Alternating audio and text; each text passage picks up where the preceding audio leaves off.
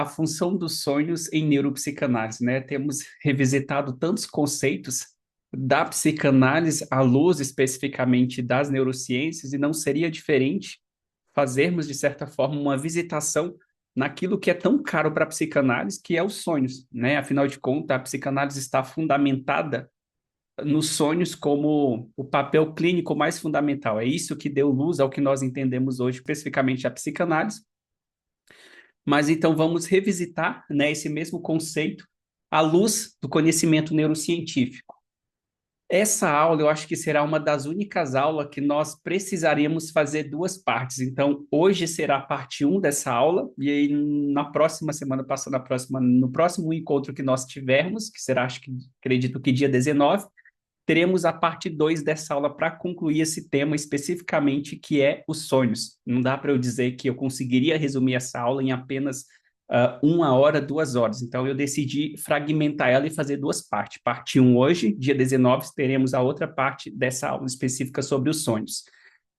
O que eu decidi é que, para falar sobre sonho num contexto neuropsicanalítico, eu vou precisar retornar com vocês a um outro Freud, ou seja, eu tenho que buscar um contexto histórico do que a psicanálise passava naquele momento, como que ela foi fundamentada e por que o Freud resolveu, então, ir para esse viés dos sonhos para fundamentar o método de tratamento, tá, psicanalítico. O legal é que a gente está conseguindo conectar as aulas, então a gente estudou sobre como surge a consciência, depois da consciência a gente veio para um método de tratamento, né, fundamentado no afeto, depois a gente passou pelo papel da linguagem e agora a gente fala dos sonhos. Então a gente está fazendo uma conexão em todos os aspectos específicos da psicanálise, tá?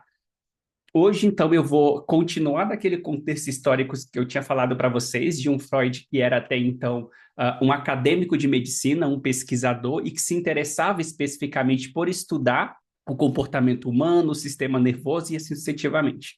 E aí, hoje eu vou continuar daquele ponto que a gente parou, tá? A gente falou da linguagem, agora a gente vai falar dos sonhos, e para falar desses conceitos tão caros, eu preciso resgatar o contexto histórico do porquê que o sonho foi tão importante para a psicanálise e ainda hoje continua ocupando, né, esse espaço tão importante como método de tratamento. Lembrando que aqui a gente está falando de um contexto muito mais histórico. Então, hoje, nessa primeira aula, eu não vou conseguir entregar para vocês uma técnica do que fazer no manejo terapêutico. A gente não vai trabalhar isso hoje. Eu preciso resgatar o contexto histórico para que vocês defendam e consigam defender de uma forma ainda mais veemente por que a psicanálise precisa dialogar com a neurociência e, de certa forma, constituir a neuropsicanálise. Por que ela é fundamental?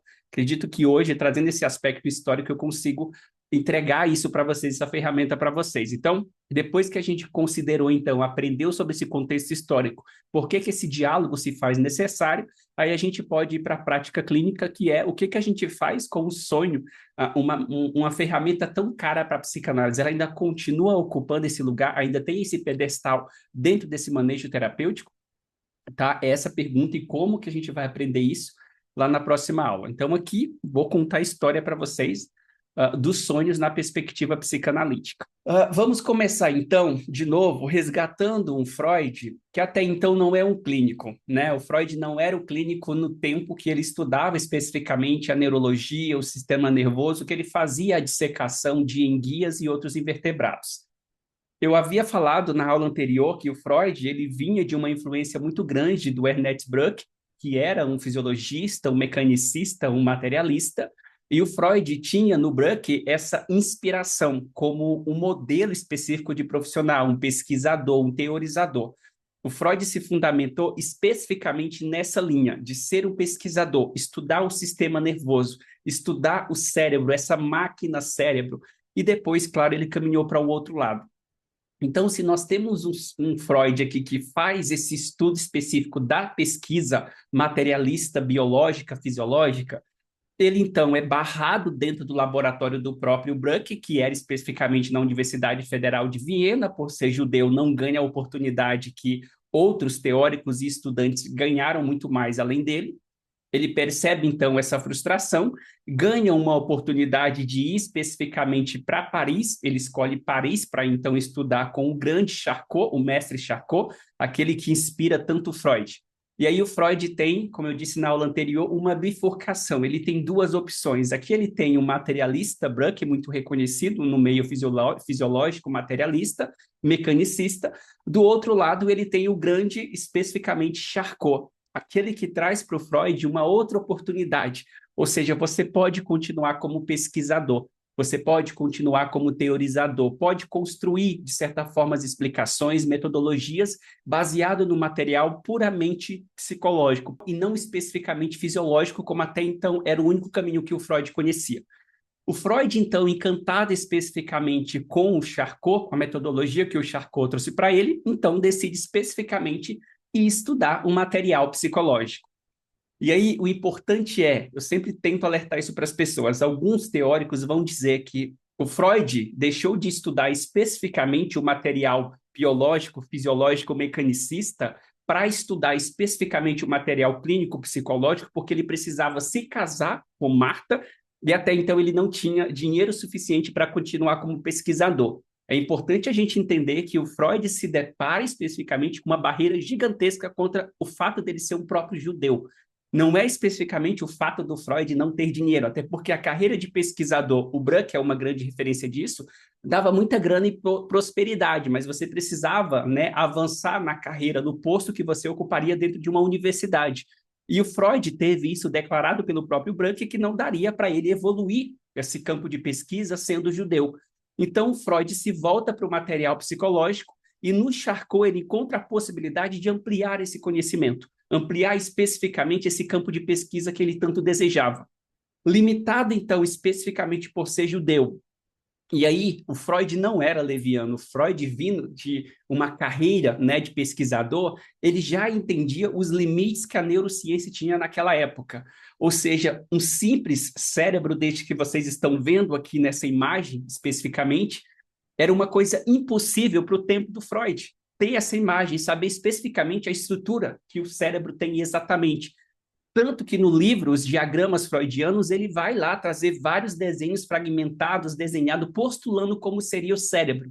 Então, a tecnologia que nós temos hoje, simplesmente na tela de um celular, de uma TV especificamente, era impossível, imaginável, mas impossível até então para o Freud naquele momento. Dado que o Freud percebeu, né, e não vai ter como eu estudar especificamente, eu continuar nessa pesquisa acadêmica, etc., de dissecador, pesquisador fisiológico, eu vou ter que optar pelo material clínico, material psicológico.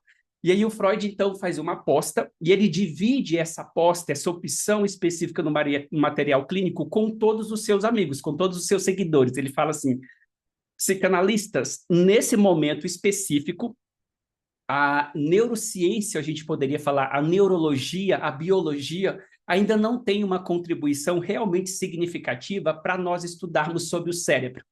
Lembre-se que naquele tempo o estudo do cérebro, a neuroanatomia, só se dava especificamente no pós-morte. A pessoa morria, então a gente conseguia estudar o cérebro dessa pessoa após a morte dela. Até então era só hipóteses e não teria como testar essa hipótese como é tão fácil hoje ver alguém em funcionamento cerebral vivo e você olhar a atividade cerebral através de um PET scan, etc. Naquela época, não. Então, você intuía um determinado comportamento, uma determinada dificuldade. Depois que esse indivíduo vinha à morte, a gente percebia e reconhecia, assim, que tinha uma lesão cerebral. O Freud, percebendo a limitação daquela época, ele diz, então, nós vamos deixar de lado esse material físico, esse material biológico, esse material mecanicista, e vamos nos voltar especificamente para esse material clínico, para esse material mental, esse material subjetivo, aquilo que a mente produz. Como que eu poderia, então, no tempo freudiano, estudar o material mental, o material subjetivo, aquilo que é fúgido à mensuração? O Freud percebeu naquele tempo que não seria através da neurofisiologia, que não seria através da neurologia, do mecanicismo, etc. Então, o Freud fala, a única forma viável até então que eu possa perceber de estudar como a mente funciona é especificamente através da pesquisa clínica, da pesquisa psicológica, da intuição no manejo terapêutico. E aí o Freud, então, se volta especificamente para a clínica. Mas lembre-se daquele texto específico do Freud de 1895, que é o Projeto para uma Psicologia Científica, em que o Freud fala, intui especificamente também em diversos outros textos, que dá para você estudar o material psicológico empírico por uma metodologia neurológica, por uma metodologia física, biológica. Mas o Freud fez uma tentativa e, infelizmente, fracassou, como todos os outros depois dele também fracassaram nessa tentativa. E aí o Freud, então, coloca esse material, essa carta no fundo da gaveta, esse texto, Projeto para uma Psicologia Científica, e escreve para o Flitz que ele vai deixar esse texto, esse trabalho dormindo na gaveta até o ano que vem. E nunca mais o Freud, então, retorna novamente a progredir essa teorização dele. Então, até aí, nós temos o Freud que fez uma tentativa e falhou, e percebendo as limitações que ele mesmo falhou na sua tentativa, o Freud, então, fala: precisamos, então, trabalhar com o funcionamento da mente a partir de uma subjetividade, a partir de um material clínico e psicológico. Mas o Freud, lá no seu texto Além do Princípio do Prazer, ele vai deixar uma frase que é o marco específico do que nós vivemos hoje. É o marco específico do que nós estamos vivenciando, especificamente nesse trabalho aqui em neuropsicanálise. O Freud diz: no futuro, a neurociência especificamente poderá nos fornecer explicações detalhadas sobre os processos psíquicos. No futuro, o Freud entende que é no futuro que a neurociência vai ter esse poder, que é no futuro que fazer um projeto para uma psicologia científica será possível e não na tentativa que ele teve naquele momento.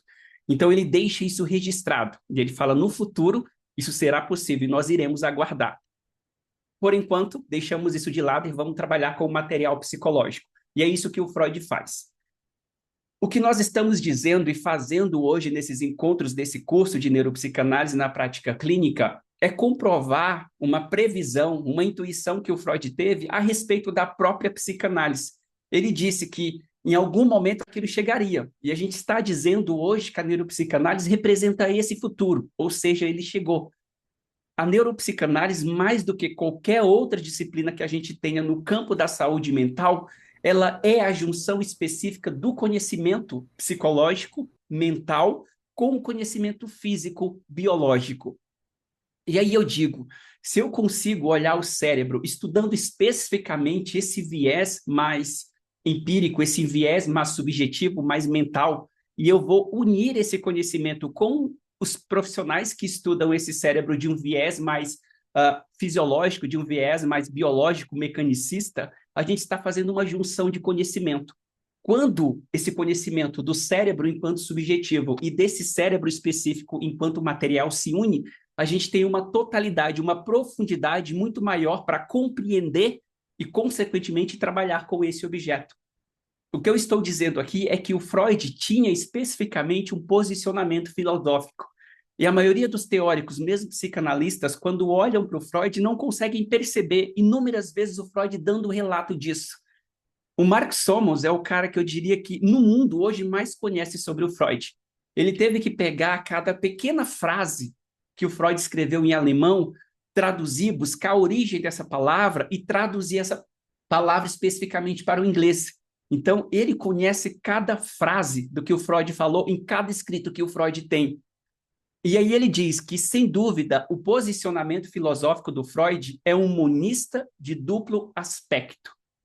O que é um monista de duplo aspecto? Significa que eu, Eduardo, consigo comprovar e experimentar a minha existência quando eu levanto de manhã e olho no espelho. Ver no espelho esse material, esse corpo físico, essa estrutura que reflete naquele espelho, comprova a minha existência. Ele é real, porque eu estou vendo ele no espelho. Isso é, de certa forma, uma perspectiva, ou seja, a perspectiva da comprovação da minha existência mais materialista. Uma perspectiva de eu visualizar através desse nervo óptico e comprovar que eu existo, porque eu estou ali. Mas existe uma outra perspectiva, que não é materialista e mecanicista, que eu posso comprovar a minha existência, que eu experimento a minha existência. Eu posso acordar pela manhã e ainda deitado na minha cama, simplesmente de olhos fechados, comprovar a minha existência pela minha consciência. Eu consigo perceber que eu despertei. Eu consigo relembrar a minha fisionomia. Eu consigo relembrar o que eu sinto, o meu corpo tocado numa estrutura macia. Eu consigo comprovar, então, que eu existo dessa estrutura mais subjetiva. E consigo também comprovar a minha existência dessa estrutura física. Ou seja, monista de duplo aspecto significa que eu estou, de certa forma, comprovando a minha existência por duas perspectivas. A perspectiva material, que qualquer um consegue ver, materialista, e a perspectiva subjetiva, que eu sei que eu existo porque eu me sinto, porque eu me experiencio, porque eu sinto batimentos cardíacos, porque eu sinto a minha pele. Isso é subjetivo, isso é uma experiência minha. Se eu tenho, então, né, essas duas perspectivas, significa que eu comprovo a minha existência através desse aparelho cérebro, a partir de duas perspectivas, essa material, física, e essa subjetiva. Ou seja, eu estou olhando para o mesmo objeto, experienciando a mesma coisa, comprovando a mesma função, a existência do Eduardo, por duas perspectivas diferentes, a materialista e a subjetiva. Ou seja, a mente só existe porque o cérebro existe. E o cérebro só existe porque a mente também existe. Se não existe uma mente para comprovar a existência desse cérebro, ele não existe. Assim como se eu não posso, de certa forma, materialista, ter esse cérebro existindo, ele também não faz a mente existir. Então, é isso que significa um monista de duplo aspecto. É eu olhar para uma situação e entender que mente e cérebro é a mesma coisa. Corpo e mente é a mesma coisa. Um não poderia existir sem o outro.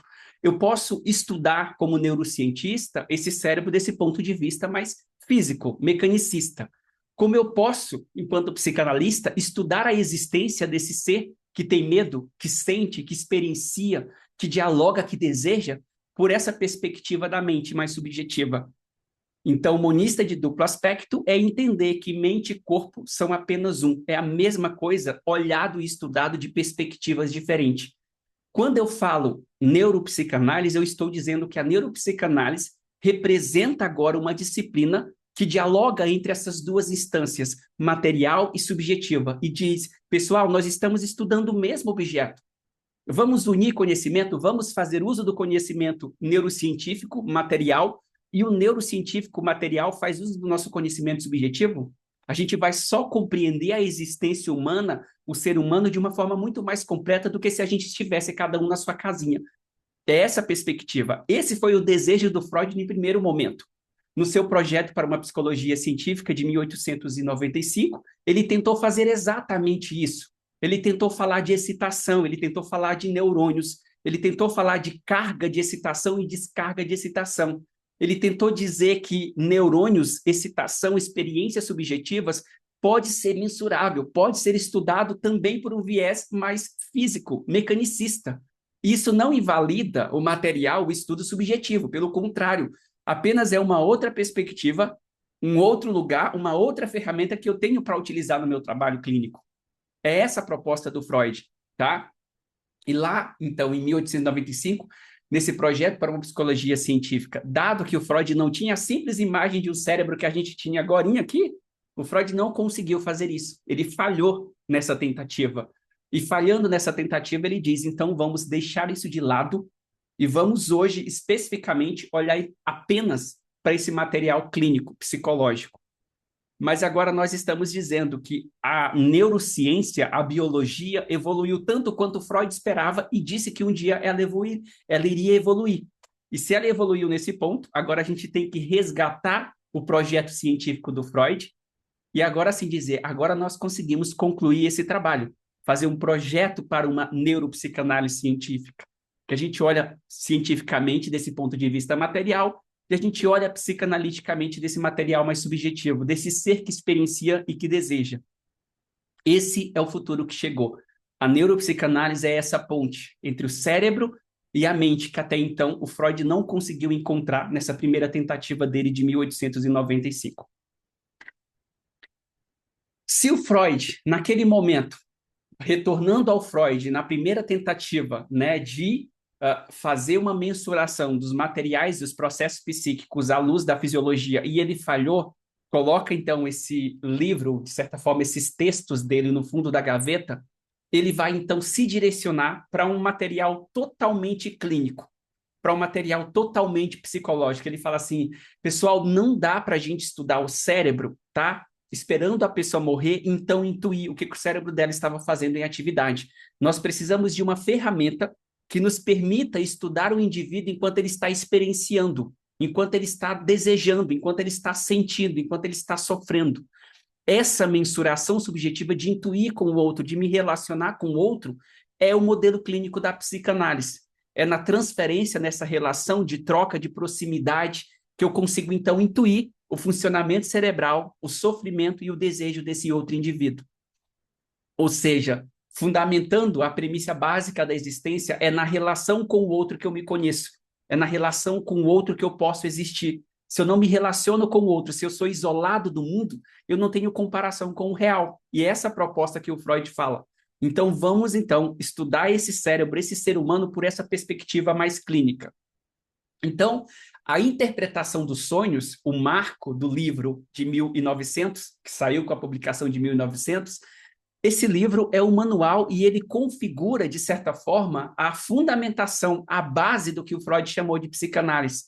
A interpretação dos sonhos é, de certa forma, um manual. Aquilo que traz a comprovação, o Freud vai teorizar, então, nesse livro, a estrutura do funcionamento de um aparelho mental. O Freud vai intuir, a partir desse manejo clínico, como que a mente funciona, como que o cérebro processa, como que o indivíduo está adoecendo, tendo patologias a partir de demandas. É nessa tentativa. Então, o Freud vai dizer, no capítulo 7 desse livro, que quando nós dormimos, e aqui o Freud está falando desse viés mais do funcionamento desse aparelho psíquico, ele vai dizer que quando nós dormimos, o id, né, especificamente, que é esse instinto, essa força que nós temos, essa intuição, essa pulsão, ele se torna mais forte, ele desperta totalmente. Se ele desperta totalmente, enquanto o id desperta, o ego, que é, de certa forma, o gerenciador dos desejos do id em relação à realidade, ele faz, de certa forma, uma comparação. Ele tenta prever a realidade e tenta, ao mesmo tempo, gerenciar os desejos do id. É o ego que, de certa forma, reprime, controla o id, né, dentro da sua instância. Mas o Freud intuiu, a partir dessa observação clínica psicológica, que quando os pacientes dormiam, esse id se tornava mais forte, mais intenso. Os desejos eram, de certa forma, mais latentes, mais insistentes. Então, Freud, não só, de certa forma, analisando os sonhos dos seus filhos, dos seus pacientes, como seus próprios sonhos, o Freud vai perceber que à noite, enquanto eu durmo, o ego enfraquece, ele adormece, e de certa forma o id então vem à tona. Mas como que o id vem à tona se, de certa forma, o nosso corpo não corresponde aos desejos do id? O id está mais forte, pronto para buscar, mas o corpo está adormecido, paralisado. E o ego, de certa forma, está adormecido lá, então o id pode se manifestar. Mas o id se manifesta numa instância muito mais mental, a gente chama de um micromundo. É nesse micromundo que o id pode buscar. É nesse micromundo que o id pode realizar os seus desejos. É nesse micromundo que o id pode atender às necessidades que nós insistimos para não atender durante o dia a dia, na vida desperta, enquanto o superego está em atividade, enquanto o ego está bastante em alerta, especificamente enquanto o id lá está tentando trazer essa necessidade, aquilo que nós não conseguimos olhar, validar, reconhecer durante o dia. Eu gosto muito de dizer que, de certa forma, a nossa consciência, tá? Nossa consciência, eu estou falando de um viés muito mais neurocientífico, é como uma espécie de farol. Esse farol, durante o dia, ele está o tempo todo olhando para a realidade, olhando para os estímulos, etc. Mas quando nós vamos dormir, o mundo aqui fora apaga, essa consciência, esse farol, ele desliga aqui fora e se volta para dentro. Quando ele se volta para dentro, significativamente ele está buscando, reconhecendo os desejos de cada indivíduo, reconhecendo as necessidades não atendidas, as necessidades negligenciadas. E é essa consciência que nota aquele desejo que não se realizou no mundo desperto, no mundo real, porque o princípio da realidade o ego não permitiu, que agora vem à tona, regido por esse princípio do prazer, e nesse micromundo, nesse teatro de fantasia, o sonho se realiza. O sonho não é uma pista do desejo. O sonho é a própria realização do desejo. O sonho não é apenas uma pista do que eu desejo na minha vida desperta. O sonho, ele é realmente a realização do desejo, do que eu gostaria de desejar, do que eu gostaria de experienciar, do que eu gostaria de alcançar. Especificamente, quando eu não consigo realizar isso, o adoecimento ele é patológico. Então, o sonho ele é uma extensão do mundo real que nós temos. do mundo desperto. Então, quando Freud vai dizer que quando o seu paciente trouxer um relato de um sonho, você precisa investigar esse sonho, precisa, como nós chamamos em psicanálise, interpretar esse sonho. Não o analista, mas o próprio paciente interpreta o seu sonho. O analista dá pista, faz guia, sugestões e o analisando vai encontrando o significado que faz sentido para si. Então, Freud está dizendo que, enquanto nós dormimos, o id se torna mais ativo, ele fica mais alerta. E é especificamente esse id da onde parte para os neuropsicanalistas as nossas necessidades, vínculo, sexo, desejo, cuidado, raiva, medo, que se manifesta. É dessa parte primitiva que desperta durante a noite que vem todas essas imagens, essas fantasias que nós temos, especificamente dessa estrutura, tá? Ou seja, então nós estamos dizendo que especificamente essa estrutura, ela é, de certa forma, a realização de um desejo, tá? Guardem isso. Um sonho não aponta para o que você deseja, não é uma pista do que você deseja. O sonho é a própria realização de um desejo, ok?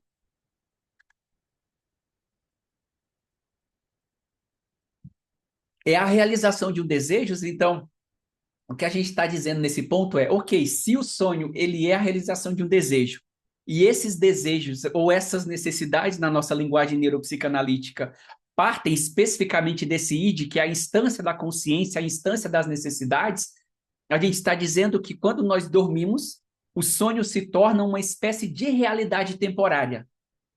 Ou seja, ele representa uma espécie de teatro, como eu disse, um micromundo, aonde o id pode alcançar, realizar, né, atender e se mover para buscar todos os seus desejos, atender todas as suas necessidades.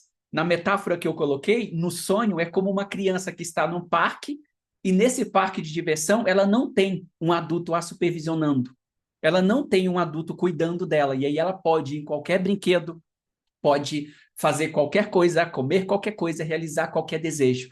E o id é especificamente isso. O id é o momento que ele pode se aliviar, que a tensão pode diminuir. A realização, a encenação, o faz de conta alivia as necessidades do id. O que não significa que sonhar com água vai, de certa forma, anular a minha necessidade de água. Ou seja, se eu não atender a minha necessidade de água, os sonhos relacionados à água se tornarão mais recorrentes, se tornarão mais contínuos, se tornarão mais intensos, mais vívidos. E exatamente porque o id está sinalizando que é essa necessidade que não está sendo atendida. É essa necessidade que você está negligenciando durante o dia.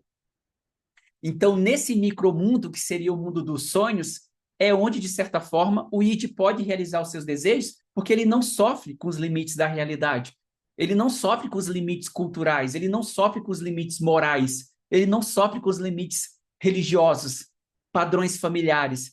Então, se eu não tenho esse limite especificamente na realidade, porque eu estou no meu micromundo, eu posso fantasiar.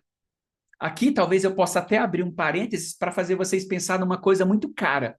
E talvez algumas pessoas se sintam desconfortáveis por eu dizer isso.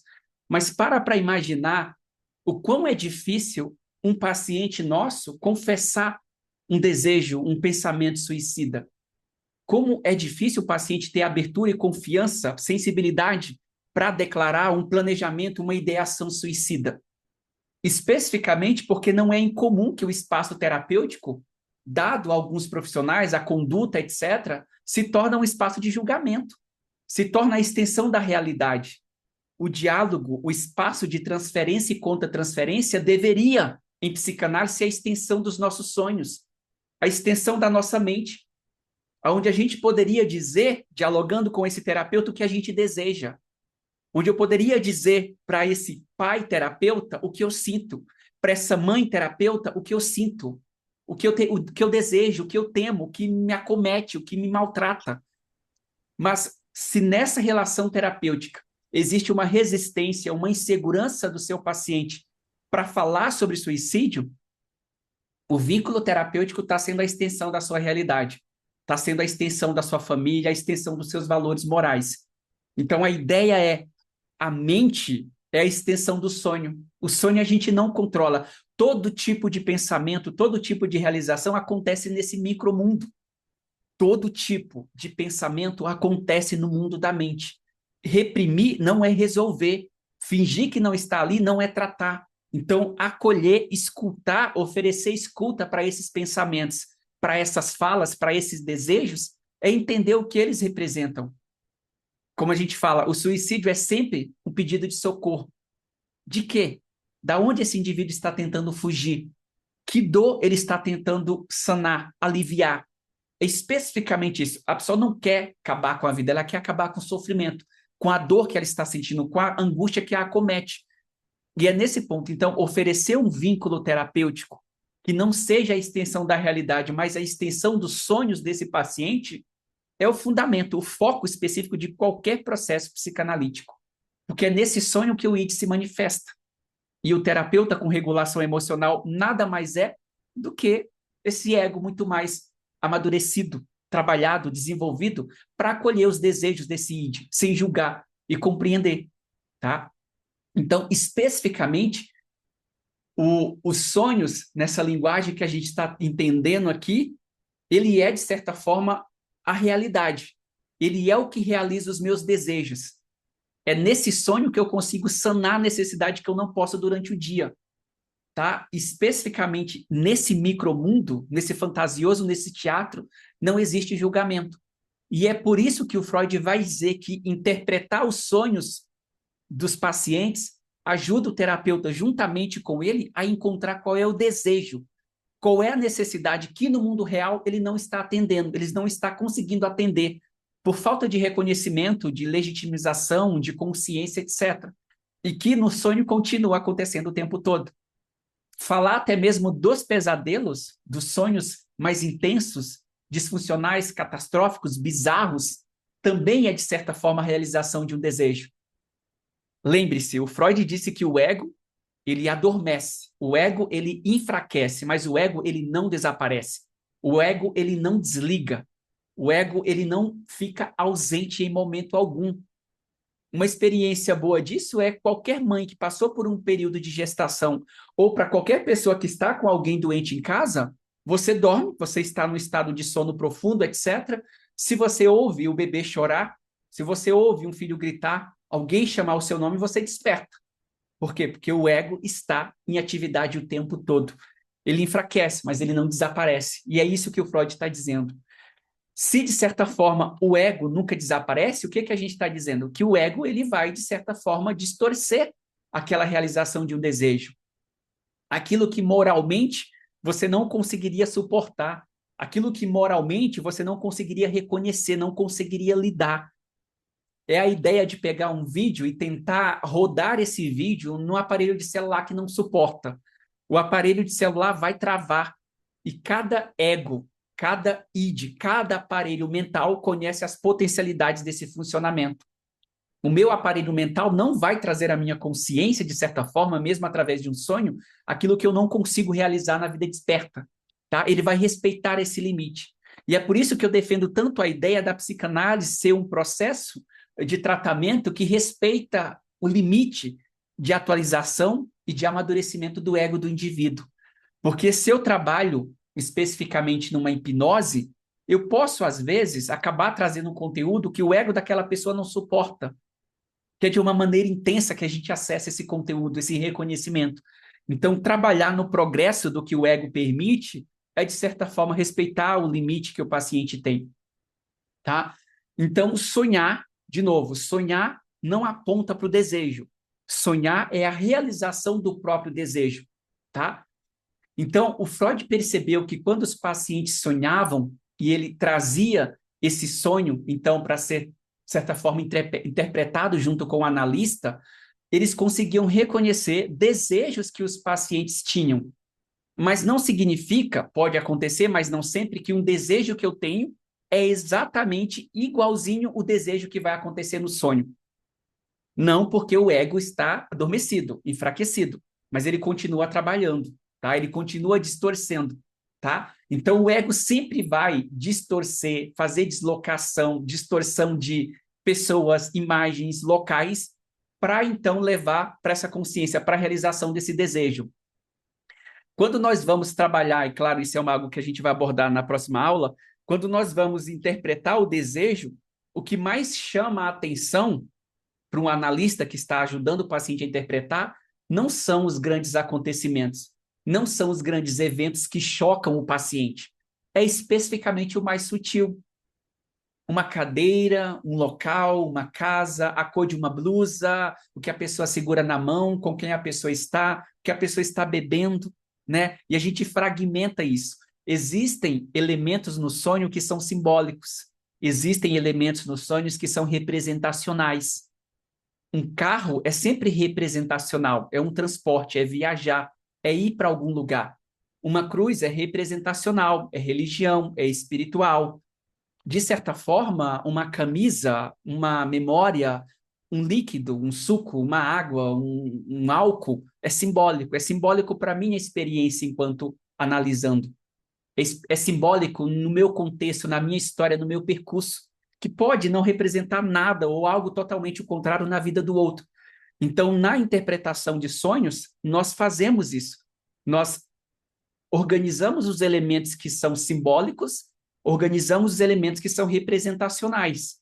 A partir disso, então, com a ajuda do próprio sonhador, a gente vai, então, chegar numa interpretação. Mas, de novo, sempre olhando para os elementos mais sutis que aparecem na cena, na reencenação, para os coadjuvantes, né, dessa cena, desse teatro, e não especificamente para os atores principais. Porque o tempo todo o ego vai chamar a atenção do sonhador para os eventos mais principais, mais chocantes, que é a tentativa de distorcer o que está acontecendo em segunda cena, em um segundo palco. E o analista treinado vai buscar o segundo palco, ele vai buscar os elementos mais insignificantes, para buscar, então, a interpretação disso. Lembrando que o sonho ele tem lá, né, os seus dois conteúdos. Dividimos sonhos no conteúdo manifesto. Conteúdo manifesto é o que eu, Eduardo, consigo lembrar com aquilo que eu sonhei, e o conteúdo latente é aquilo que é distorcido pelo ego para aparecer como conteúdo latente, como conteúdo manifesto. Por exemplo, de certa forma, uma agressão, uma raiva que alguém está me causando, de certa forma, inconsciente por aquela pessoa, ela vai acontecer nesse sonho de forma real, mas o ego vai distorcer aquilo e aí ele vai fazer eu lembrar de um sonho como um carro que se choca com o outro e o carro fica todo amassado. Isso é a distorção de um conteúdo. É, de certa forma, o ego tentando distorcer aquilo, tá? Mas, de certa forma, dentro dessa realidade, lembre-se, gente, todas as vezes que você conta um sonho para um analista ou que o paciente conta o sonho para você, especificamente, aquele sonho ele já não é original. Ele já passou por uma modificação. A primeira modificação é o sonho em si. Ele aconteceu, o ego distorceu, a pessoa lembrou. Esse primeiro relato que a pessoa te dá, ele já está distorcido. Já é uma segunda distorção, a partir do que eu consigo lembrar. A primeira foi aquilo que o próprio ego fez. Depois, aquilo que eu conto para você. O analista interpretando é uma terceira distorção. Tá? Então, existem esses limites. É por isso que é o paciente que interpreta o próprio sonho, que está mais perto da realidade, da sua própria realidade, do que o analista interpretar totalmente o sonho do paciente. Acho que eu adiantei um pouco esse conteúdo aqui, mas então, especificamente, quando esse conteúdo que eu dei o exemplo de que eu sinto raiva de uma pessoa e aí eu tenho, então, um sonho especificamente que eu consigo lembrar e narrar para o meu analista de um carro se chocando com o outro, eu estou especificamente contando para ele já modificado esse sonho. A gente chama isso de censura onírica, tá? Censura onírica é feita especificamente pelo ego, que está adormecido, enfraquecido, mas como um bom soldado continua lá tentando fazer o seu papel. Ou seja, por mais que o ego vá enfraquecer durante o período do sono específico, ele não vai desaparecer, tá? E aí, nesse sentido, o exemplo que eu dei anterior é que quando uma mãe dorme, especificamente o ego dela está em estado de alerta, ela consegue ouvir o choro do bebê. O menor sinal de que o bebê acordou faz a mãe despertar, tá? Isso significa que o ego continua lá, presente, em estado de alerta. E aí, se o id se manifesta, ele não encontra um ego totalmente adormecido, um ego totalmente ausente. É um porteiro que está lá e deixa sair, ok, você vai sair aqui por essa porta, mas você vai sair disfarçado. Você vai usar uma fantasia, você vai usar uma roupa. Você não vai aparecer exatamente como você é sem máscara. Então, o ego exige que o id faça isso para que ele venha à tona, para que ele possa dar uma volta, realizar os seus desejos nesse mundo dos sonhos, tá? Então, o tempo todo, o ego está distorcendo isso. E é essa distorção que o Freud fala que nós precisamos trabalhar, interpretar junto com o paciente para chegar especificamente no conteúdo latente desse sonho. Conteúdo latente, o que é realmente o desejo, a realidade que o id realizou dentro desse sonho, conteúdo manifesto, aquilo que eu lembro, aquilo que eu consigo narrar para o meu analista.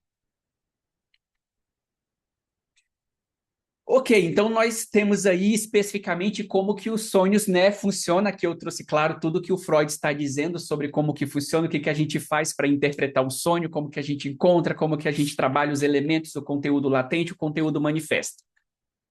E aí agora nós vamos começar a entrar, então, especificamente no contexto histórico do que os sonhos, de certa forma, representaram para a psicanálise, do que o Freud conseguiu conquistar, construir o grande império da psicanálise através especificamente desse material dos sonhos.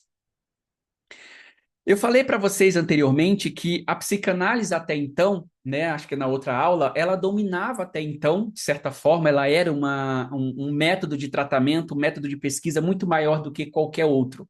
Para vocês terem uma ideia, um dos marcos mais importantes da psicanálise foi que, após a Segunda Guerra Mundial, a maioria daqueles discípulos, dos seguidores do Freud, que eu falei para vocês que o Freud disse que deveríamos estudar o cérebro, a mente, o ser humano a partir de um material clínico, psicológico, subjetivo, a maioria desses seguidores do Freud saiu, então, especificamente, né, saiu lá da Europa, teve que deixar a Europa por causa da Segunda Guerra Mundial, e a maior parte desses seguidores do Freud foram especificamente para os Estados Unidos. Eles foram para a América, tá? Eles migraram, então, levaram o conhecimento da psicanálise para a América. Na América, a psicanálise, então, começou, tá? Ela passou de verdade, de forma definitiva, a dominar, a ser primordial para qualquer psiquiatra. Ou seja, a psicanálise, como método de tratamento, dominou o campo da psiquiatria. Qualquer psiquiatra que não fosse membro do IPA, tá? Da Associação Americana de Psiquiatria, qualquer especificamente, desculpa, do IPA, a Sociedade Internacional de Psicanálise, qualquer psiquiatra que não fosse especificamente membro do IPA, que não fosse psicanalista, que não fizesse uma formação, que não estudasse psicanálise, não conseguiria ganhar ascensão na carreira da psiquiatria. Ou seja, era quase que um requisito. Fazer residência para medicina hoje seria especificamente o mesmo que pós-medicina fazer psicanálise para ser um bom psiquiatra. Se não tivesse a formação em psicanálise, não seria um psiquiatra. Você não ganharia oportunidade, tá? É mais ou menos nesse sentido. Então, como a psicanálise foi para esse meio da psiquiatria, esse meio científico, ela começou, de certa forma, a dominar, né? De certa forma, a dominar especificamente o terreno da saúde mental, o terreno científico como um todo, porque até então a psiquiatria era a maior representação dessa ciência, desse método de tratamento, dessa ciência que trata a saúde mental, tá? Se a psicanálise está paralela, grudada especificamente com a ala da psiquiatria, com esse estudo específico, esse tratamento específico, foi essa hegemonia especificamente da psicanálise com a América, a psiquiatria, que fez a psicanálise se tornar uma força global. Foi a partir disso, desse contato, desse vínculo especificamente do IPA com a Sociedade Interamericana de Psiquiatria, que fez com que a psicanálise se tornasse, então, uma ciência reconhecida, uma ciência da mente, uma ciência da subjetividade, que consegue explicar fenômenos, explicar patologias, que até então a neurociência, paralelo com a psiquiatria, não conseguia explicar, não conseguia estudar. Lembra que o Freud bateu com a cara na porta, especificamente como qualquer psiquiatra ou fisiologista daquela época também bateu com a porta na cara, ao tentar, de certa forma, buscar uma explicação química, biológica ou fisiológica para materiais subjetivos? Então o Freud falou, se a gente não consegue isso nesse momento, vamos estudar especificamente o material subjetivo. Então a psicanálise como método clínico nasceu daí. Como Freud percebeu que estudar a mente, o funcionamento cerebral, o comportamento humano por um viés clínico seria muito mais específico e funcional do que estudar por material neurológico ou fisiológico, o Freud, então, constituiu uma disciplina, um método de tratamento que a psiquiatria amou, que a psiquiatria idolatrou, e que a partir da sociedade americana, todo mundo global, de certa forma, começou a admirar. Então, aqui nós temos uma psicanálise que é reconhecidíssima, que é um dos melhores métodos de tratamento, um dos melhores métodos de estudar a subjetividade, o ser humano, a mente. A psicanálise tem esse campo. Mas até então, né, a gente está falando aí de especificamente, né, depois da Segunda Guerra Mundial, da Primeira Guerra Mundial, a gente vai então para um ponto em que, em 1953, começa então aquele avanço que o Freud disse que iria acontecer, aquelas respostas que o Freud falou que em algum momento a neurociência iria trazer para o método psicanalítico, começou a surgir. Em 1953, dois pesquisadores, o Azerinsky e o Klentman, então foram pesquisar o funcionamento de um cérebro, agora com um aparelho que tinha acabado de surgir, que era uma novidade naquele momento, não era excelente, mas para aquele momento era excelente, que era o EEG, especificamente o eletroencefalograma. Colocava-se, então, uma quantidade específica de eletrodos no crânio do ser humano, da pessoa, e eles conseguiam, então, medir a atividade, a reatividade, a energia de baixo, a partir, então, depois do crânio, ou seja, abaixo do crânio tem uma energia psíquica acontecendo, funções cerebrais. Com esses eletrodos, eles conseguiam, então, captar a intensidade, a dinâmica do funcionamento dessas energias.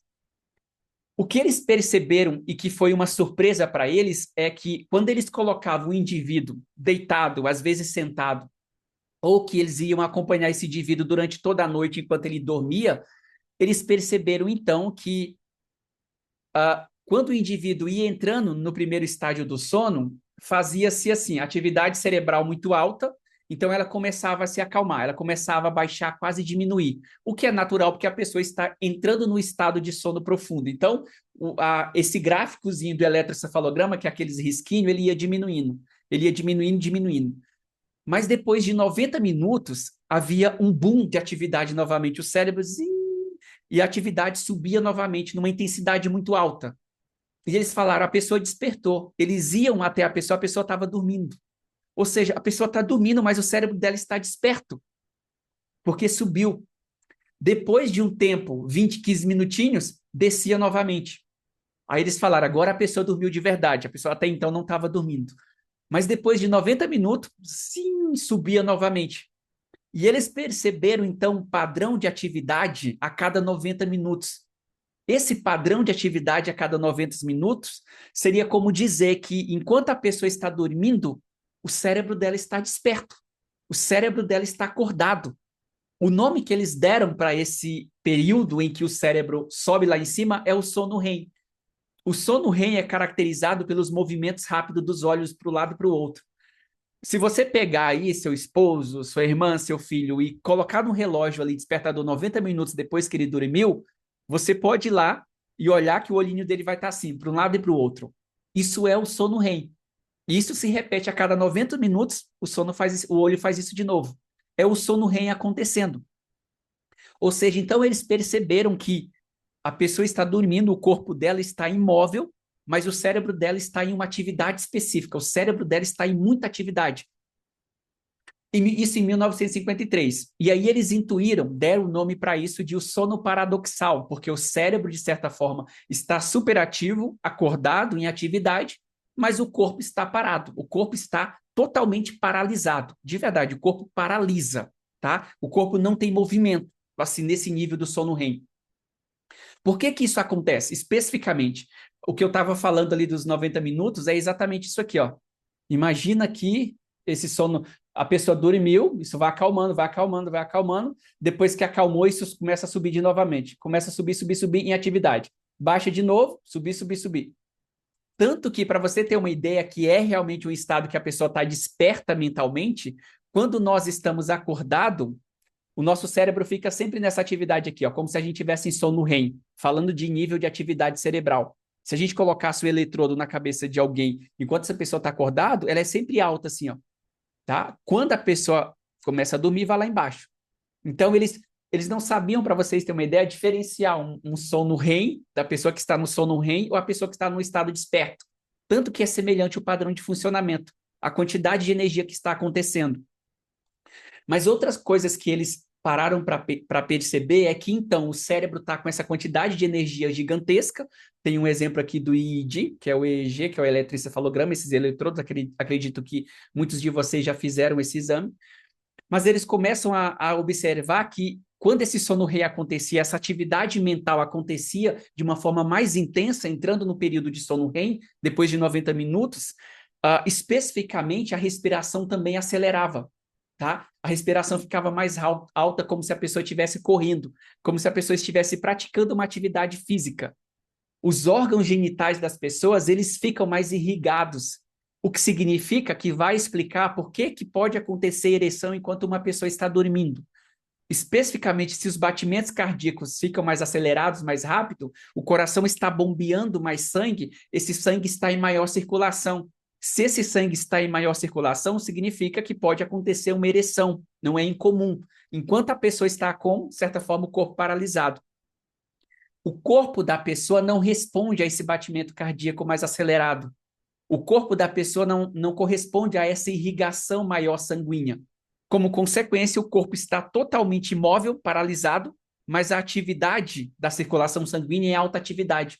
Então, pode acontecer, especificamente, a ereção, batimento cardíaco acelerado e o movimento dos olhos rápidos um para o lado e para o outro. Tá? Isso é o conhecido sono paradoxal. O cérebro desperto, a mente desperta e, de certa forma, o corpo dormindo, o corpo paralisado, parado. Então, especificamente, eu falei em 1953, né? Então, a gente teve aqui a intitulação, o descobrimento específico e a divulgação do sono paradoxal, o sono REM, que foi descoberto, foi descoberto por fisiologistas, e aí um psicólogo, chamado especificamente William Dement, ele, então, dialogando em parceria, trabalhando junto com os fisiologistas, ele começou, então, a propor, falou, vocês têm aqui um material fisiológico, o corpo reagindo, e eu estudo psicológico, então, deixa eu estudar agora a partir da descoberta que vocês têm. Então, especificamente, o Dement começa a estudar o funcionamento desse sono, daqueles que eles chamaram de sono REM. Através, então, especificamente desse estudo, ele começou a entender que se ele pegasse um paciente que está dentro desse 90 minutos, ou seja, o paciente está lá no 90 minutos, significa que ele está sonhando. Se ele está sonhando nesse 90 minutos, porque é o momento que o cérebro está em maior imaginação, maior atividade, e o corpo está parado, ele intuiu. Se eu despertar a pessoa enquanto ela está dentro do sono REM, ela vai estar sonhando. Mas se eu despertar a pessoa fora do sono REM, fora desses 90 minutos, a pessoa não vai estar sonhando. Foi isso que ele intuiu. Se isso se comprovasse, eu acho que isso é uma das grandes contribuições e facilitações do método neurocientífico, você pode criar uma hipótese e testar essa hipótese. Isso é simples. Ao contrário, para nós na psicanálise, você criar uma hipótese e testar essa hipótese requer um longo tempo, várias evidências e ainda assim não é suficiente. Aqui, a neurociência ganha espaço nesse sentido. Ela cria uma teoria, uma hipótese e vai lá e testa essa hipótese. Então, exatamente o que o Dement fez foi isso. Ele acordou os pacientes e os pacientes que ele acordava durante o sono REM, 99% dizia que estava sonhando. Enquanto os pacientes fora do sono REM dizia que não tinha nenhum tipo de sonho, que eles não estavam sonhando. Ou seja, então nós temos uma comprovação de que o sono REM é o que gera o sonho. Ou seja, a estrutura, o funcionamento biológico do sonho agora foi descoberto pela neurociência. É o sono REM. Aquilo que o Freud tentou encontrar em 1895, agora eles conseguiram comprovar pela teoria da neurociência. Ou seja, aquilo então que gera o sonho, o material mais caro da psicanálise, aquilo que só os psicanalistas ou os psiquiatras treinados em psicanálise conseguem trabalhar, interpretar, analisar, resolver, tratar, agora foi descoberto por um viés biológico, o que significa que não somente quem faz psicanálise, mas qualquer fisiologista, psicólogo agora consegue explicar, consegue dizer o que é o sonho, consegue dizer por que o sonho acontece. Ou seja, de certa forma, nós tivemos um baque para a psicanálise nesse momento. Aquilo que o Freud não conseguiu, agora é possível conseguir. Aí nós vamos então, né, esses fisiologistas, não somente eles, mas outros mecanicistas, materialistas, vão então, de certa forma, compreender, estudar, aprofundar o que significa, agora não somente a nível, né, do eletroencefalograma, mas a nível bioquímico, que bioquímicas são derramadas ali, que estruturas são hiperativadas, que bioquímicas são descarregadas ali, para esse boom do sono REM acontecer a cada 90 minutos, para esse tônus muscular ficar enrijecido e, ao mesmo tempo, esse batimento cardíaco mais acelerado. Então, agora os fisiologistas, os cientistas, vão estudar o sono REM. E uma grande sorte que eles têm para avançar nesses estudos do sono REM é que o sonho não é uma coisa que apenas nós, seres humanos, experimentamos. O sonho, ele é para qualquer mamífero, com exceção especificamente desse pequeno animalzinho aqui conhecido como tamanduá australiano. Ele é o único dos mamíferos que não sonha, que não tem sono REM. Pelo menos até então, onde nós sabemos, é o único dos animais mamíferos que não tem a experiência do sono REM. Ele não passa por esse ciclo. Mas todos os outros animais passam por esse ciclo. Todos os outros animais experimentam o sono REM. Então, agora, com esse conhecimento aqui, nós podemos dizer que todos os mamíferos sonham, né? É isso. Se a gente consegue estudar isso por um viés de animal, seja os outros animais a não ser humano, então isso é mais fácil de estudar, isso é mais fácil de testar, né? Não havia naquele tempo uma questão tão ética como nós temos hoje para os métodos de pesquisa, mas naquele tempo era um pouco mais liberado. Então, de certa forma, o que eles foram fazer? Vamos estudar o sono REM a partir especificamente dos animais. E é isso que eles vão fazer futuramente. E aí, um pesquisador muito importante chamado Michel Jouvet, tá? O Jouvet, o que ele vai fazer? Ele vai, então, o Marcos Thomas fala isso, eu acho engraçado, ele fala que ele vai pegar uma meia dúzia de gatos desavisados, vai pegar o cérebro desses gatos, porque em neuroanatomia o cérebro do gato é bastante semelhante ao cérebro humano, então ele pega o cérebro do gato e o que ele vai fazer? Agora eu vou lá, isso, claro, né? Esse experimento foi em 1960. Ele vai removendo, lesando, de certa forma, pequenas estruturas desse neocórtex do gato, até chegar especificamente na estrutura que faria o sono REM desaparecer. Ou seja, a teoria do Jouvet é: se eu lesar especificamente essa estrutura, isso é tão neurociência cognitiva, isso é tanto terapia cognitivo-comportamental, se eu fizer uma lesão ou se eu remover essa estrutura aqui do neocórtex e esse gato parar de ter esses picos de sono REM, significa que essa estrutura é responsável pelo sono REM e significará que essa estrutura é responsável pela geração dos sonhos. É isso que ele conclui desse experimento. Então, fazendo isso, ele vai arrancando pequenos pedaços da lesão desse cérebro do gato, até que ele vai descendo, descendo, descendo numa estrutura, até que ele chega aqui, ó. Deixa eu mostrar aqui para vocês. Ele chega especificamente nessa estrutura aqui. Essa estruturinha vermelha, ele vai, ou seja, ele fez pequenas lesões, microlesões no cérebro desse gato, e mesmo assim o gato continuava tendo sono REM, aquele pico, aquele boom de atividade mental. E aí o que ele fez foi: ok, agora eu cheguei numa estrutura e quando ele fez uma microlesão nessa estrutura, o gato parou de ter o sono REM, ou seja, aquele pico de atividade que acontece a cada 90 minutos não aconteceu mais. E aí ele intuiu, então essa estrutura específica aqui, lá na ponte, é a responsável pela geração dos sonhos. É essa estrutura que é responsável pelo sono REM. Ou seja, agora nós temos, por um viés neurológico, por um viés neurológico, por um viés materialista, mecanicista, uma explicação bastante prática, objetiva, do que é o sonho. Será que a psicanálise ainda tem valor? Será que a psicanálise ainda serve à psiquiatria se nós temos essa comprovação agora do que gera o sonho? Ou seja, isso bate na tecla que vai contra a teoria do Freud. Porque daí o que o Jouvet está dizendo é que o sonho ele não é uma experiência subjetiva. uma experiência que realiza desejos, uma experiência que traz o id, a consciência, que faz a manifestação de desejos reprimidos durante o dia. É esse apontamento que o Jouvet fez, tá? E ele está dizendo aqui, ele está contrariando e, de certa forma, contradizendo o que o Freud dizia, dizendo o sonho, ele não é, tá, um fenômeno puramente subjetivo ou simbólico, como propunha até então a psicanálise, em especial para a psiquiatria. O sonho é apenas, eles chamavam de espumas, ou seja, os sonhos são apenas espuma do sono REM. O sonho acontece como consequência do processo chamado sono REM. É esse o veredito que então o Jouvet chega. Para explicar isso para vocês, deixa eu trazer aqui uma... Deixa eu ver só qual que é o slide que eu tenho aqui, se eu não vou me perder. Tá. Então, aqui, o que nós estamos dizendo especificamente é nessa neuroanatomia aqui, ó. Nessa estruturinha que vocês estão vendo aqui na cor verde, tá? Aqui é por onde passa o que eu já abordei em muitas outras aulas para vocês, o sistema de ativação reticular, tá?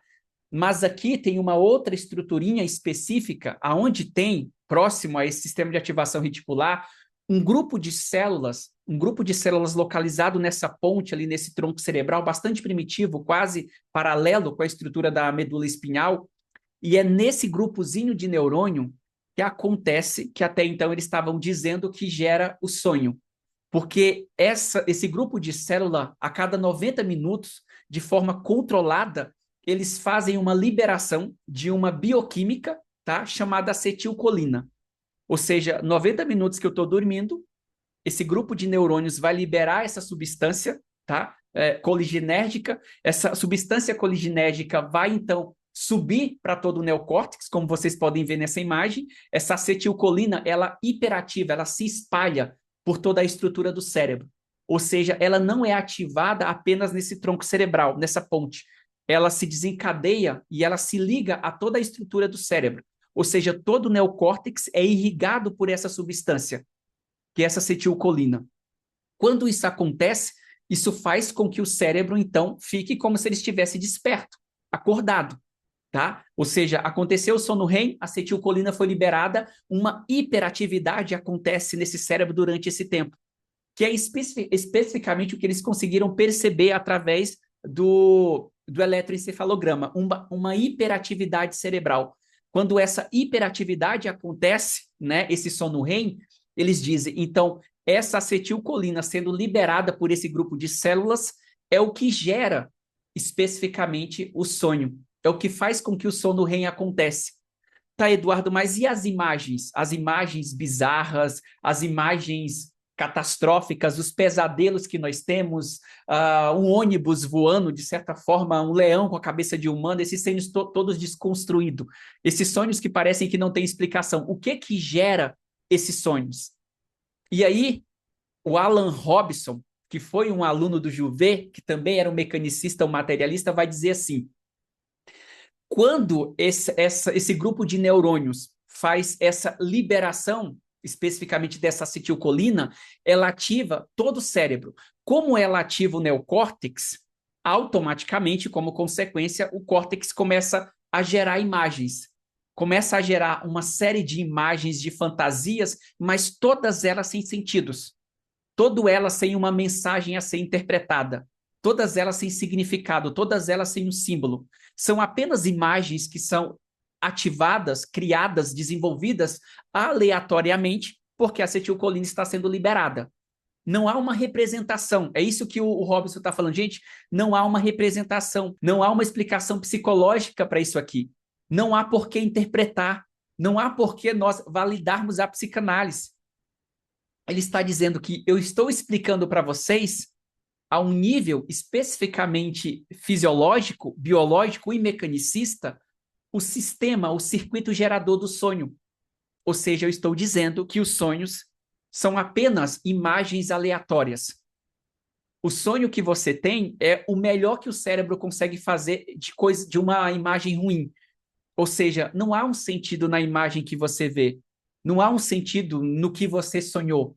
Não há um sentido na pessoa que você nunca conheceu e sonhou com essa pessoa. Não há sentido no acidente que aconteceu. não há sentido no sentimento que você teve, na experiência de sonho que você teve. Para o Robson, o Alan Robson está dizendo especificamente que o sonho é apenas uma espuma, algo que acontece como consequência do sono REM. O sono REM sim é importante, a consolidação das memórias sim é importante, mas especificamente o sonho não. O sonho não tem nenhuma função. E aí eu retorno para vocês e falo, tá, mas a psicanálise, ela foi fundamentada através dos sonhos. A interpretação dos sonhos do Freud foi fundamentada nos sonhos, na interpretação de que os sonhos são a realização de um desejo e que um dos papéis, talvez o maior papel da psicanálise até então, era interpretar esse sonho. Interpretar que eu sonhei com isso, que significa aquilo, que realiza isso e está em conteúdo latente aquilo. Se a psicanálise explica o sonho por esse viés subjetivo, e agora a neurociência está trazendo esse conhecimento de que aquilo que a psicanálise tentava explicar, trabalhar, agora pode ser explicado por um material neurológico, fisiológico, não tem mais fundamento. Por que a gente vai ficar com toda, como o Robson fala, com toda essa psicologia, não sei nem falar essa palavra. Por que a gente vai usar psicologia para tudo? Por que a gente vai colocar subjetividade em tudo? Por que a gente vai colocar simbolismo em tudo? Se eu estou dando uma explicação mensurável, fisiológico, bioquímica para vocês. Quer fazer cessar o sonho? É só lesar essa estrutura. Junto com esse grupo de células que eu falei que faz a liberação da acetilcolina, existem duas outras estruturas, dois outros locaizinhos ali, que fazem a liberação, depois dos 90 minutos, de uma outra substância. A substância que é a noradrenalina. Quando a noradrenalina é liberada por esse grupo de células, ela faz a acetilcolina cessar.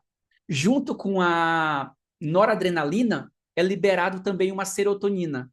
Ou seja, essa serotonina e essa noradrenalina, quando elas são irrigadas no cérebro, elas fazem cessar especificamente a acetilcolina, e aí especificamente o sono REM para de acontecer, o sonho cessa. Era essa explicação simplista, mecanicista e objetiva que o Robson estava dando sobre a psicanálise. Um dos pontos mais marcantes que a gente está dizendo aqui é que o Robson, então, ele vai divulgar um artigo científico, e nesse artigo científico, que ele intitui A Teoria da Ativação da Síntese dos Sonhos, ele está dizendo que os sonhos, ao contrário do que a psicanálise falou e defendeu o tempo todo, aquilo que o Freud disse, os sonhos não são manifestações de desejos reprimidos, como Freud defendia, como Freud escreveu na interpretação dos sonhos. O Robson está dizendo que os sonhos, ele é apenas uma consequência da ativação específica de circuitos cerebrais durante o sono REM. Essa ativação, segundo Robson, ela é aleatória. Ela acontece no tronco cerebral, libera uma bioquímica acetilcolina no neocórtex, e aí o que o cérebro tenta é dar sentido a essas imagens. Por isso que ele vai unir uma asa a um cachorro, vai unir uma casa a um gato. É por isso. É sem sentido, é aleatório. É aleatório você estar voando num sonho. É aleatório você perder um dente no sonho. Isso é aleatório, isso é junção. É o que o cérebro consegue fazer. Ele tenta dar sentido às coisas e falha nessa tentativa de dar sentido. O que o Robson estava dizendo é que a psicanálise, então, de certa forma, estava dando um golpe na psiquiatria, no campo da saúde mental. Porque essa explicação do Robson, ela é, na verdade, um golpe contra essa teoria simbólica, subjetiva, mentalista da psicanálise. O Robson estava trazendo agora dados específicos, fisiológicos, materialistas, que os sonhos não são nada disso do que a psicanálise falou. O Robson diz, não existe o que interpretar nos sonhos. Não existe desejos nos sonhos. Não existe realizações, um id que se manifesta, um ego que adormece no sonho. Não tem um significado profundo no sonho. São apenas imagens aleatórias e o cérebro tentando dar sentido a elas. Isso foi o que o Robson diz. O Robson apresentou essa teoria da síntese da ativação dos sonhos nada mais do que na reunião anual da Associação Americana de Psiquiatria, American Psychiatry Association. Ou seja, foi nessa associação americana, nessa reunião que eles faziam a cada ano, todos os psiquiatras vinham de outros países, outros estados, em especial da América, e se reuniam, então, para debater os avanços, o conhecimento, os métodos de tratamento. E nessa reunião anual, o Robson, então, tem a oportunidade de apresentar esse artigo que ele trouxe da síntese da ativação dos sonhos e, de certa forma, desafiar a teoria psicanalítica da interpretação dos sonhos.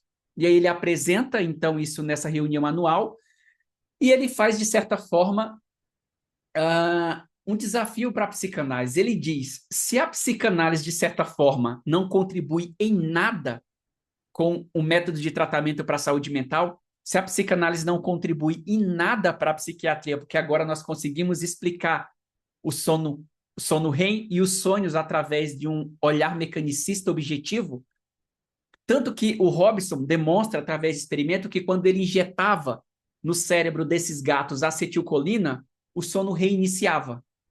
Quando ele injetava noradrenalina, especificamente serotonina, no cérebro desse gato, ele parava de sonhar. Ou seja, ele poderia ligar e desligar o sonho apenas injetando uma substância química no cérebro. E ele falou, então aqui está a explicação do que é um sonho. Não tem nenhum significado milaborante, não tem nenhum significado subjetivo. É apenas um processo fisiológico. E o sonho é a espuma do que acontece durante esse processo. E a gente fala, Robson, durante essa reunião, ele usa a navalha de Ockham e fala, corta fora a psicanálise, joga fora essa teoria de interpretação, joga fora a obra Interpretação dos Sonhos e vamos trabalhar com ciência, vamos trabalhar com objetividade, vamos trabalhar com aquilo que é mensurável, com aquilo que é objetivo, com aquilo que eu consigo trabalhar, criar, desligar, desenvolver, ampliar, interromper.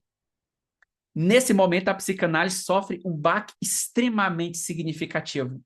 Ou seja, o Robson, então, propõe uma votação nessa reunião anual da Sociedade Psiquiátrica Americana, e quando ele propõe essa votação, 2-1 dos psiquiatras votam e a psicanálise é, então, banida da psiquiatria. A psicanálise não está mais no meio de tratamento para a saúde mental. Quando isso acontece, eu acho que isso é um dos marcos mais importantes para o que a psicanálise vai sofrer. Quando isso acontece, todo psiquiatra, então, para de fazer psicanálise. Todo psiquiatra começa, então, a trabalhar contra a psicanálise. Todo psiquiatra começa, então, a invalidar a psicanálise. E a psicanálise sofre, de certa forma, essa invalidação. Ela não é mais um método considerado, ela não é mais respeitada, ela não está mais na psiquiatria. Ela não é mais estudada e praticada por psiquiatras. Então, ela perde esse lugar que ela tinha como método de tratamento. Quando a psicanálise perde esse método de tratamento, aí a gente percebe, de fato, uma desvalorização da psicanálise como um todo. Ela sofre, de fato, uma consequência por esse acontecimento. Passado um período bastante significativo em que esse acontecimento, em que houve a queda, a invalidação, a psicanálise não se sustenta por si mesma,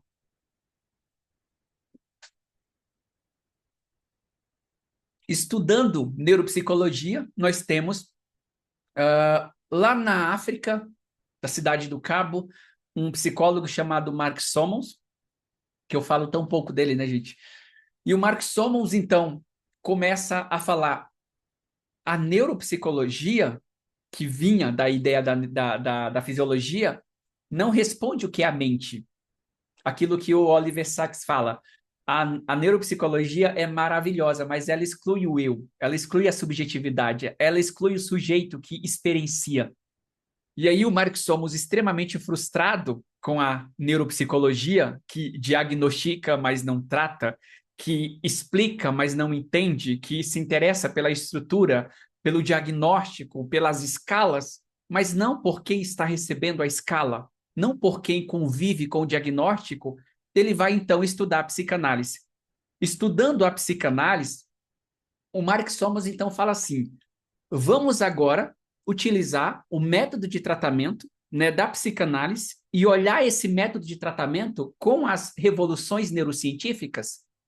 Vamos então ver se o sonho, aquilo que é tão caro para a psicanálise, que fez ela ser humilhada, banida na reunião anual da Sociedade de Psiquiatria Americana, os sonhos realmente não têm nenhum valor, se realmente eles são insignificantes.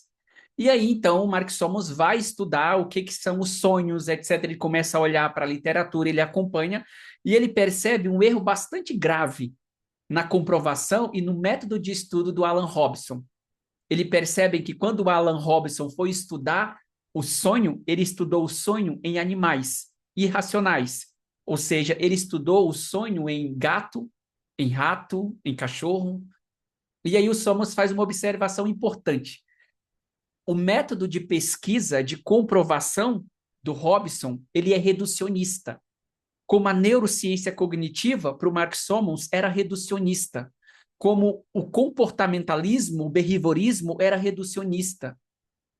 Como a psicologia cognitiva é reducionista.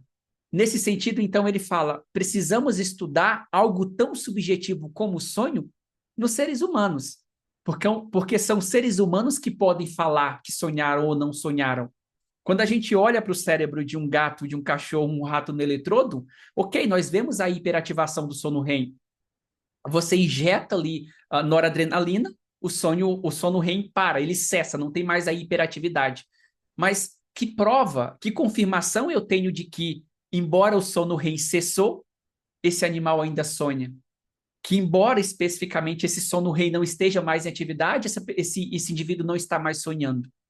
Só o ser humano pode falar se ele está sonhando ou não, porque eu posso acordar o ser humano no meio do sono e perguntar se ele está sonhando. Isso eu posso fazer. E aí, especificamente, o que o Mark Sommons faz é isso. Ele vai, então, estudar o cérebro de pessoas, mas há uma diferença específica, porque o Mark Sommons levou cerca de, acho que ele estudou 326, 360, mas ele levou cerca de 10 anos para estudar esses 300 e poucos pacientes. Por quê? Porque o Mark Sommons estudou exatamente o ser humano, mas ele não fez uma lesão no cérebro de ser humano. Ele esperou, especificamente, que a natureza o fizesse. Então, ele começou a encontrar pessoas que tinham lesões por causa de acidentes, complicações de cirurgias e tiveram lesões cerebrais específicas nessas regiões que o Robinson tinha falado que gera o sono REM. Então, de certa forma, o Mark Sommons foi, então, estudar esses pacientes. Ele foi estudar esses pacientes que tiveram aquela lesão no sono, no que gerava o sono REM, de acordo com Alan Robinson, e verificar se eles ainda sonhavam. A surpresa dos Sommons foi que 98% dos pacientes que tinham essa estrutura com algum tipo de lesão, e aí quando você colocava o eletrodo no cérebro dessa pessoa, no crânio dela, não dava mais aquele sinal de hiperativação, não tinha mais aquela liberação intensa de acetilcolina a cada 90 minutos, o que não ocasionava esse movimento rápido dos olhos. O Mark Sommons, então, acordava essas pessoas no meio do sono REM, seria o período de 90 minutos, e essas pessoas continuavam sonhando. Ou seja, se essa pessoa não tem sono REM e ela ainda continua sonhando, nós temos então uma evidência de que o sono REM não é o gerador do sonho. E mais, nós temos uma ideia específica de que o sonho então pode ser gerado por uma outra estrutura que não especificamente que não especificamente a estrutura que gera o sono REM. É esse apontamento específico que o Mark Sommons faz. E aí ele vai para a literatura, ver quantas pessoas tinham feito esses estudos tal, e ele percebe que não havia na literatura esse tipo de estudo. Ou seja, o método de pesquisa do Robinson foi tão reducionista que ele considerou apenas o animal, um gato, um cachorro, e não considerou a subjetividade. Ou seja, eu não quero fala no meio do meu experimento, eu não quero relato no que eu estou pesquisando. Eu não quero subjetividade, eu não quero a mente no meio do meu estudo, eu quero o dado fisiológico, eu quero a bioquímica, eu quero a imagem. E foi isso especificamente que o Robinson fez. Ele não queria ouvir relato, ele não queria pesquisar a pessoa relatando o que era o sonho, ele queria o que ele pudesse ver na imagem.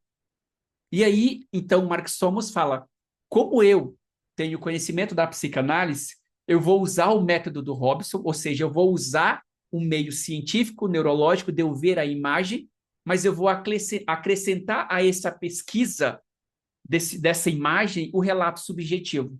Eu vou acrescentar o material psicanalítico. Eu vou acrescentar a imagem a esse cérebro. Eu vou acrescentar a experiência a essa atividade cerebral.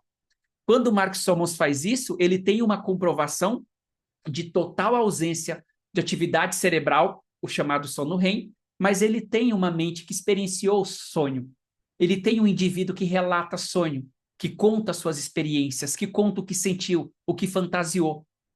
O erro do Robinson foi considerar apenas o material, o mecânico, o fisiológico. O Mark Sommons fez diferente porque considerou o fisiológico o material porque são importantes, mas implementou com o material psicanalítico, com a subjetividade, com a mente. Posicionamento filosófico de monista de duplo aspecto. Eu estudo o material, o físico, mas também o subjetivo. Essa é a proposta. É daí que vem a ideia do Marx Somos de criar neuropsicanálise. Eu posso estudar todos os conceitos fisiológicos e também psicológicos com essas duas metodologias, com essas duas ferramentas. É o mesmo que a neurociência afetiva faz. Ela estuda o comportamento, ela estuda através da tecnologia e ela estuda a subjetividade. É por isso que a neurociência afetiva se diferencia de todas as neurociências, que ela considera a subjetividade como a psicanálise considera a subjetividade. O que o Marx Somos está dizendo com a neuropsicanálise é que nós não podemos considerar só a subjetividade, como nós não podemos considerar com a neurociência só o material, só o fisiológico. Eu preciso olhar para esse indivíduo, para esse material, para esse objeto, com essas duas perspectivas. É dessa forma que eu consigo ter uma totalidade, uma compreensão mais profunda dela. E é isso especificamente que o Marx Somos faz.